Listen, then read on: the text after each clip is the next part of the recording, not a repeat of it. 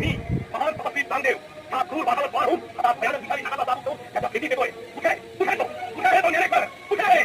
याच वेळी ज्ञानेश्वर त्यांचे वडील बंधू निवृत्तीला गोपालदेव आणि बहीण मुक्ताई यांच्या सोबत एका दगडी भिंतीवर चर्चा करीत बसले. चांगदेवाचा आवाज ऐकून मुक्ताई झाली.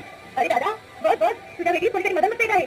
अरे दादा यांनी म्हणे 1200 वर्ष कठोर तपश्चर्या केली आणि आता वाघावर स्वार होऊन हातात विषारी नागाचा चाकू घेऊन तुझ्या भेटी देतोय. आता काय करायचं रे? मला तर खूप भीती वाटते. मुक्ताई हे तर महान तपस्वी चांगदेव आहे. चला आपण सगळेच त्यांच्या स्वागताला जाऊया.